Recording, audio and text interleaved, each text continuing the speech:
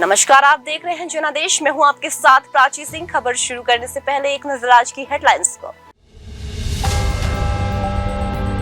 World cup में भारत पाकिस्तान मुकाबला 15 अक्टूबर को नरेंद्र मोदी स्टेडियम में, 5 अक्टूबर को इंग्लैंड न्यूजीलैंड मैच से शुरुआत, 19 नवंबर को यही फाइनल। उत्तर पश्चिमी राज्य में 12 गुना तक ज्यादा बारिश, 2 दिनों में 7 राज्य के 31 लोगों की मौत। हिमाचल प्रदेश में 150 रोड बंद। मणिपुर हिंसा पर सेना का वीडियो, हमें कमजोर ना समझें। 24 जून को भीड़ ने प्रतिबंधित संगठन के 12 लोगों को छुड़ाया था, महिलाएं ढाल बनी थी। पीएम ने एमपी में लॉन्च की 5 नई वंदे भारत। मोदी ने कहा, जन्मदिन पिता की पुण्यतिथि आंगनवाड़ी में मनाएं, कुपोषण मिटेगा। लॉरेंस गैंग की हिट लिस्ट में सलमान खान। गोल्डी बराड ने कहा, हम उसे मारेंगे, जरूर मारेंगे, जब तक जीवित हैं सभी दुश्मनों को मारेंगे। अगले 1 महीने तक ऊंचे बने रहेंगे टमाटर के दाम। ज्यादा बारिश के कारण फसल को नुकसान, टमाटर 100 रुपए किलो बिक रहा है। मणिपुर सरकार का कर्मचारियों के लिए नियम, काम नहीं तो वेतन नहीं। अतीक अशरफ की हत्या में सरकार का हाथ, गैंगस्टर की बहन ने सुप्रीम कोर्ट से लगाई जांच की गुहार।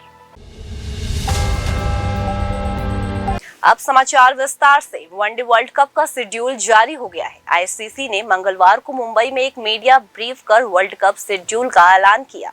इस इवेंट में बीसीसीआई सचिव जय शाह और श्रीलंका के दिग्गज स्पिनर मुथ्या मुरलीधर इवेंट में पहुंच चुके हैं। 46 दिन तक चलने वाले इस क्रिकेट महाकुंभ की शुरुआत 5 अक्टूबर को अहमदाबाद में इंग्लैंड न्यूजीलैंड मुकाबले से होगी, जबकि फाइनल मुकाबला 19 नवंबर को अहमदाबाद स्टेडियम में खेला जाएगा। इसके अलावा एशिया के सबसे बड़े प्रतिद्वंदी भारत और पाकिस्तान का मुकाबला 15 अक्टूबर को अहमदाबाद के नरेंद्र मोदी स्टेडियम में होगा। कुछ दिनों की सुस्ती के बाद मानसून लगभग पूरे उत्तर और उत्तर पश्चिमी भारत में पहुंच गया है। उत्तर पश्चिमी राज्य में 24 घंटे में सामान्य से 2 से 12 गुना तक अधिक बारिश हुई है। सोमवार को मानसून पंजाब और गुजरात में और आगे बढ़ा। देश के पूर्वी, मध्य, उत्तर पश्चिमी व पश्चिमी राज्य में 5 दिन मानसून सक्रिय रहेगा। अगले 24 घंटे में 24 राज्य में भारी बारिश का अनुमान है। 2 दिन में बारिश और भूस्खलन जैसी घटनाओं से 7 राज्य में 31 लोगों की मौत हुई है। इनमें से 9 हिमाचल प्रदेश में, 6 मुंबई, 6 राजस्थान में, 2 हरियाणा और पंजाब में हुई। इसके अलावा छत्तीसगढ़ में बिजली गिरने से 5 लोगों की मौत हुई है। दिल्ली में करंट लगने से एक महिला की जान गई है। हिमाचल के मंडी जिले में 48 घंटे में भूस्खलन की 2 घटनाएं हुई। इसके चलते चंडीगढ़ मनाली नेशनल हाईवे 21 2 जगहों पर घंटों बंद रहा। इस रूट पर लगा जाम 20 घंटे बाद खुला। अब भी यहां 150 रोड बंद हैं। आज के लिए ऑरेंज अलर्ट जारी किया गया है। प्रदेश में 102.5 करोड़ रुपए के नुकसान का आशंका है। मणिपुर में कुकी और मैतेई समुदाय के बीच आरक्षण को लेकर पिछले 54 दिनों से हिंसा जारी है। इस बीच सेना ने सोमवार को एक वीडियो शेयर किया। 2 मिनट में 14 सेकंड के इस वीडियो में मणिपुर के लोगों से सेना के ऑपरेशन में सहयोग करने की अपील की गई है। सेना ने कहा कि सुरक्षा बलों के ऑपरेशन के दौरान ऐसे कई बार हुआ है जब लोगों ने इसमें दखल डालने की कोशिश की। सेना ने कहा, हमारे मानवीय व्यवहार को कमजोरी न समझे, आप हमारा सहयोग करेंगे तभी हम मणिपुर में शांति और कानून व्यवस्था बहाल कर पाएंगे।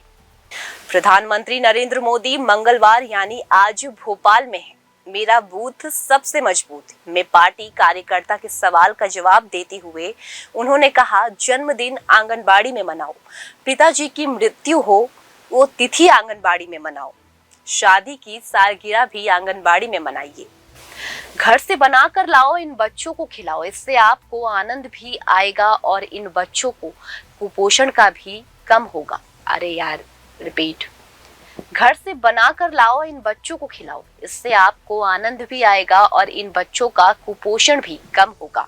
इससे पहले प्रधानमंत्री ने रानी कमलापति रेलवे स्टेशन से देश की 5 नई वंदे भारत ट्रेन को हरी झंडी दिखाकर रवाना किया।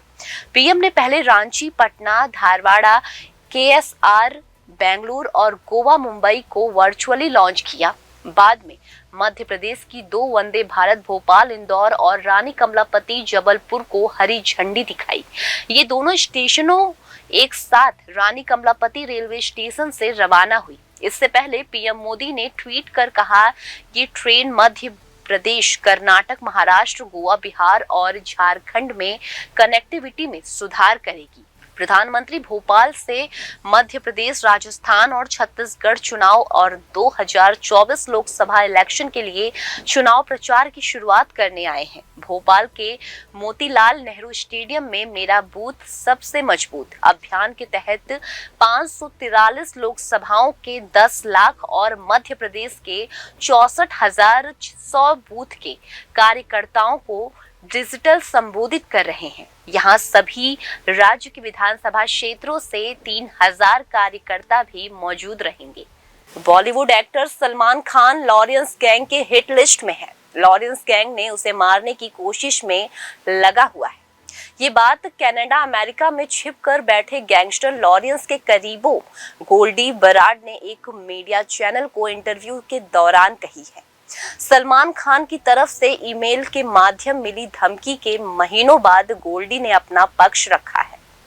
इंटरव्यू में गोल्डी बराड ने कहा, हम उसे मार डालेंगे, हम उसे जरूर मारेंगे। भाई साहब ने कहा था कि वह माफी नहीं मांगेगा। वादा तभी दिया दिखाएंगे जब उन्हें दिया जाएगा। गोल्डी ने इस दौरान जेल में बंद गैंगस्टर लॉरेंस के इंटरव्यू का जिक्र करते हुए कहा कि सलमान खान को मारना उनके जीवन का लक्ष्य है। टमाटर के दामों में अगले 1 महीने तक कमी नहीं आने का अनुमान है। अभी देश के ज्यादातर बाजार में टमाटर की कीमत 100 रुपए प्रति किलो के पार निकल गई है। 1 महीने पहले यानी मई में तो उत्तर प्रदेश, महाराष्ट्र सहित कई राज्य में टमाटर 2 से 5 रुपए प्रति किलो बिक रहा था। टमाटर के दामों में आए इस तेजी की वजह भारी बारिश है। बारिश के कारण टमाटर की फसल को नुकसान पहुंचा है, जिससे इसकी सप्लाई घट गई है। आमतौर पर बरसात के मौसम में सब्जियों की कीमत में उछाल आती है। इसके पहले गर्मी ज्यादा होने से सब्जियां खराब हुई हैं। बीते 3 सालों में भी बारिश में टमाटर के दामों में बढ़ोतरी का ट्रेंड दिखा है। पिछले साल यानी 2022 के जून महीने में टमाटर के दाम 60 से 70 रुपए किलो तक पहुंच गए थे। इससे पहले 2021 में दाम 100 रुपए और 2020 में दाम 70 से 80 रुपए प्रति किलो की करीब पहुंच गए थे। इंदौर के चोइथरम मंडी व्यापार एसोसिएशन के सचिव निखिल हाडिया के अनुसार अगले 1 महीने लगभग यही स्थिति बनी रहेगी। इसके बाद धीरे धीरे रेट सामान्य हो जाएगा। हाडिया ने कहा कि आसपास के माल की आवक नहीं है, सारा माल बाहर से आ रहा है। तमिलनाडु एग्रीकल्चर यूनिवर्सिटी के अनुसार टमाटर के पौधे जब 3 महीने के हो जाते हैं तो इनमें 2 हफ्ते में टमाटर तोड़ सकते हैं। ये पौधे 1 से 2 महीने की अवधि तक फसल देते हैं। हालांकि ये किस्म मिट्टी और जलवायु परिस्थितियों पर निर्भर करती है। मणिपुर सरकार ने कार्यालय नहीं आने वाले अपने कर्मचारियों पर काम नहीं, वेतन नहीं नियम लागू करने का फैसला लिया है।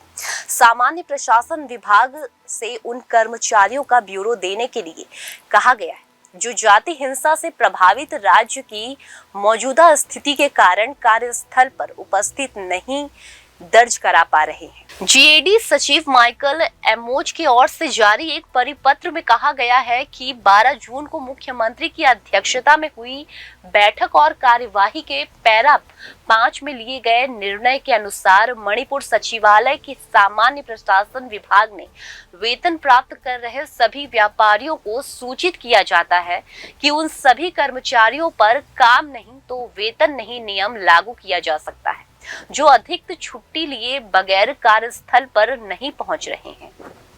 मणिपुर सरकार के लगभग 1 लाख कर्मचारी परिपत्र में सभी प्रशासनिक सचिव से उन कर्मचारियों का ब्यूरो उपलब्ध कराने को कहा गया है जो राज्य के मौजूदा हालात के चलते कार्यालय नहीं कर पा रहा।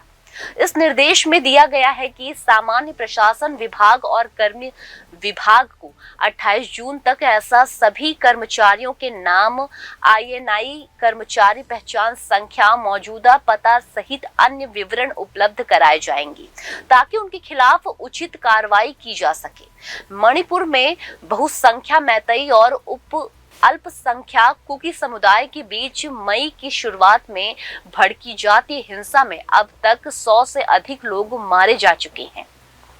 इस बीच मैतेई समुदाय के सदस्यों ने अपने मूल स्थान मणिपुर में हिंसा को तत्काल समाप्त करने की मांग को लेकर सोमवार को महाराष्ट्र के पुणे में धरना दिए। पुणे के मैतेई नूपी लूप द्वारा नार्को आतंकवादियों और अवैध प्रवासियों के खिलाफ धरना जिला अधिकारी कार्यालय के पास आयोजित किया गया। प्रदर्शन के आयोजकों ने एक बयान में कहा कि प्रधानमंत्री नरेंद्र मोदी हिंसा के 50 दिन बाद भी चुप है, जिसमें 100 से अधिक लोगों की मौत हुई है और 60,000 लोगों का विस्थापन हुआ है। बयान में कहा गया है कि हर दिन वहां से भारी गोलीबारी की खबरें आ रही है, जिसके परिणाम स्वरूप लोग युद्ध जैसे हालात में बन रहे हैं। केंद्र और मणिपुर सरकार से तत्काल कार्रवाई की मांग करते हुए प्रदर्शनकारियों ने हिंसा के शिकार केंद्र और मणिपुर सरकार के तत्काल कार्रवाई की मांग करते हुए प्रदर्शनकारियों ने हिंसा के शिकार हुए लोगों को श्रद्धांजलि देने के लिए 1 मिनट का मौन रखा। गैंगस्टर से नेता बने अतीक अहमद की बहन ने अपने 2 भाइयों और एक भतीजे की मौत के लिए उत्तर प्रदेश सरकार और राज्य पुलिस को जिम्मेदार बताते हुए सुप्रीम कोर्ट का दरवाजा खटखटाया है। आयशा नूरी के वकील सोमेश चंद्र झा और अमर्त्य ए शरण ने हत्या के व्यापक जांच की मांग की है। याचिका में आग्रह किया गया है कि याचिकाकर्ता, जिसने राज्य प्रायोजित हत्या में अपने भाइयों और भतीजों को खो दिया है, इस न्यायालय के एक सेवानिवृत्त न्यायाधीश की अध्यक्षता वाली समिति या वैकल्पिक रूप से एक स्वतंत्र एजेंसी द्वारा व्यापक जांच की मांग करती है। नूरी ने केंद्र, उत्तर प्रदेश और राज्य के अतिरिक्त पुलिस महानिदेशक विशेष कार्य बल को प्रतिवादी बनाया है। याचिका में कहा गया है कि पुलिस अधिकारी यूपी सरकार के पूर्ण समर्थन का आनंद ले रही है, जिसने उन्हें प्रतिशोध के तहत याचिकाकर्ता के परिवार के सदस्य को मारने, अपमानित करने, गिरफ्तार करने और परेशान करने की पूरी छूट दे रही है। उन्होंने तर्क दिया है कि संविधान के अनुच्छेद 21 के तहत उनका मौलिक अधिकार है कि वह हत्या की जांच की मांग कर सकती हैं। बता दें कि 24 फरवरी को प्रयागराज में उमेश पाल की हत्या के बाद से ही Atiq Ahmed gang UP police और एसटीएफ के निशाने पर था। साबरमती जेल से अतीक और बरेली जेल से अशरफ को लाकर प्रयागराज पुलिस पूछताछ कर रही थी। इसी दौरान 15 अप्रैल की रात करीब 10 बजे क्लोविन हॉस्पिटल परिसर में अतीक और अशरफ के 3 शूटर ने हत्या कर दी। 28 अप्रैल को शीर्ष अदालत ने उत्तर प्रदेश पुलिस से यह बताने के लिए कहा था कि जिस दिन अतीक अहमद और उसके भाई को मेडिकल जांच के लिए अस्पताल ले जाया गया था, उस दिन उनकी परेड क्यों नहीं की गई थी। अदालत ने आगे पूछा था कि हत्यारों को कैसे पता था कि भाइयों को 15 अप्रैल को प्रयागराज के अस्पताल में लाया जाएगा। राज्य ने हत्यारों को परिवार के आपराधिक अतीत से जोड़ने की मांग की थी। राज्य द्वारा 2 पूर्व उच्च न्यायालय के प्रमुख न्यायाधीश और एक अन्य न्यायाधीश के साथ एक जांच आयोग का गठन किया गया था। हत्यारों की जांच के लिए एक विशेष जांच दल का गठन किया गया था। फिलहाल खबरों में सिर्फ इतना ही। आगे खबरों में बने रहने के लिए देखते रहिए जनादेश।